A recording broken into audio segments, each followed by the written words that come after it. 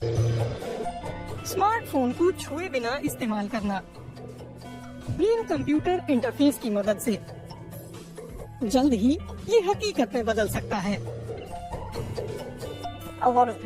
बहुत सारे लोग जिनमें कोई विकलांगता नहीं है, वे अपने कंप्यूटर या होम एनवायरनमेंट से कनेक्ट होने के लिए हमारे जैसी डिवाइस का उपयोग करने में रुचि रखते हैं। यकीनन हम ये नहीं कर रहे हैं, बल्कि हम तो ये इलाज संबंधी फायदों के लिए कर रहे हैं। ऐसा मानने की कोई वजह नहीं है कि उस मकसद से तकनीक बना रही अन्य कंपनी इस तकनीक को नहीं लेंगी। इस टेक्नोलॉजी के कई उपयोग हो सकते हैं, क्योंकि ये कंप्यूटर ही नहीं बल्कि बहुत कुछ कंट्रोल करती है। दरअसल सब कुछ, कोई भी डिवाइस जो भी इलेक्ट्रॉनिक हो, अभी हम इसका इस्तेमाल कर रहे हैं ताकि मरीज बातचीत की डिवाइस इस्तेमाल करने में सक्षम हो पाए। लेकिन इसे स्मार्ट होम सिस्टम जैसी चीजों के साथ भी जोड़ा जा सकता है, जैसे कि आप लाइट जलाना चाहते हैं, व्हील चेयर या अन्य तकनीकों को नियंत्रित करना चाहते हैं। जहाँ कुछ लोग इंसानों की बेहतरी के लिए ब्रेन कंप्यूटर इंटरफेस इस्तेमाल कर रहे हैं, वहीं सिंक्रोन सिर्फ इलाज संबंधी प्रयोगों पर केंद्रित है। इस क्षेत्र में अभी बहुत खोजों की गुंजाइश है।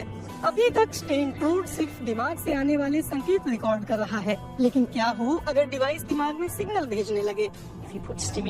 अगर आप दिमाग सिमुलेट करते हैं या उसमें करंट प्रवाहित करते हैं, तो आप दौरे या कपकपी जैसी चीजें रोक सकते हैं। तो स्वाभाविक रूप से हम इस पर काम कर सकते हैं। हम नसों के जरिए दिमाग के लगभग किसी भी हिस्से में पहुंच सकते हैं। तो हम इसे दर्ज करने के बारे में सोच सकते हैं कि कब दौरा पड़ सकता है, और फिर इसे रोकने के लिए सिमुलेशन दे सकते हैं।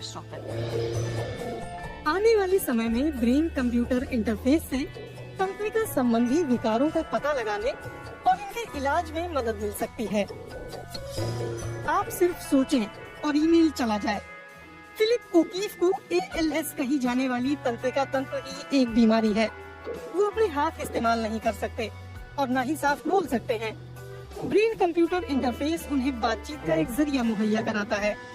पहले हम कुछ कहने के लिए आवाजें या हाथ इस्तेमाल करते थे। अब एक ऐसा मौका है जहां आपका इन दोनों पर अख्तियार नहीं है, फिर भी आप संवाद कर सकते हैं। आप फोन से टेक्स्ट मैसेज भेज सकते हैं।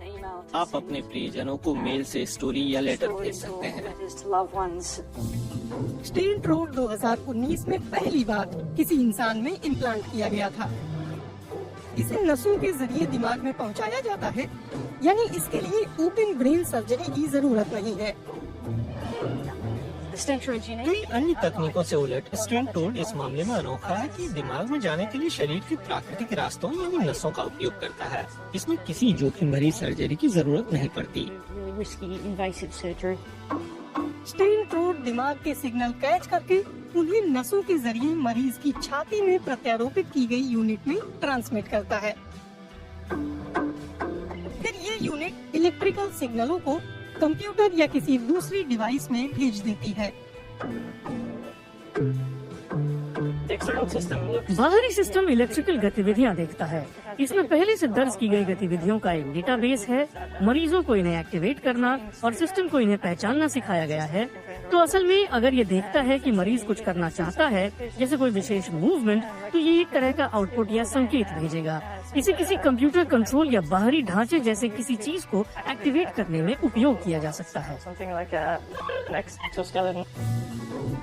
सिंक्रोन की तकनीक अभी ट्रायल के चरण में है, लेकिन उनका काम लकवे या किसी अन्य विकलांगता से जूझते लोगों को उम्मीद देता है।